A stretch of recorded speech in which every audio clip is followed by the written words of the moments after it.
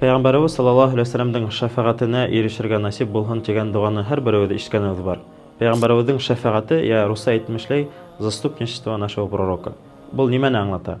Аллаһ субхanahu ва тааля безнең пәйгамбәрбезне бүләкләп, уга бөек дәрәҗә бирде һәм дә пәйгамбәрбез саллаллаһу алейһи ва сәлләм безгә кыямәт көнендә шәфәгать кылучы.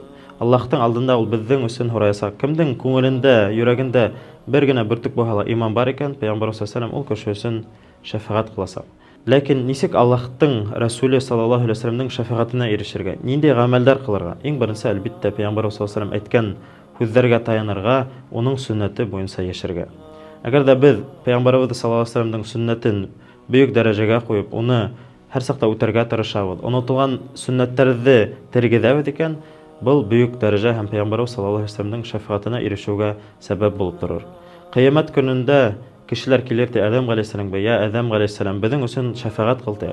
Адәм галәйһиссәлам әйтер ди: "Аллаһ субхanahu ва тааля бүген шул хәтлегем рус әйтһәк разгнев булса ди, һәм дә мин үзем өчен куркам", ди. Барыгыз икесе пәйгамбәргә. Кешеләр ди Нух галәйһиссәлам, Сулейман галәйһиссәлам, Муса галәйһиссәлам, һәр бер пәйгамбәргә барыр ди, һәр бере әйтер ди: "Мин ди үзем өчен куркам", ди. Хәтта пәйгамбәрләр үзләре өчен куркып торыр ди. Тик пәйгамбәрбез саллаллаһу алейһи ва сәлләмгә генә килгәндә, пәйгамбәрбез саллаллаһу алейһи ва сәлләм әйтер ди: "Мин һезнең өчен шәфәгать кылырмын", дип әйтә. Шуңа күрә пәйгамбәрбезнең сөннәтенә таянайык.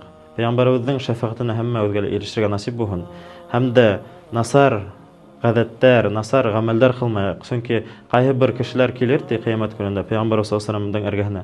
Ләкин пәйгамбәрбез саллаллаһу алейһи ва сәлләм уларны куып җибәрер ди: "Һез ди безгә тиңдәш түгел, һез безнең белән түгел", дип инде. Шуңа күрә үзебезнең динебезне матур дип аңларга, иңеләйтергә һәм дә сөннәткә таянып яшәргә насип итсен. Ассаламу алейкум.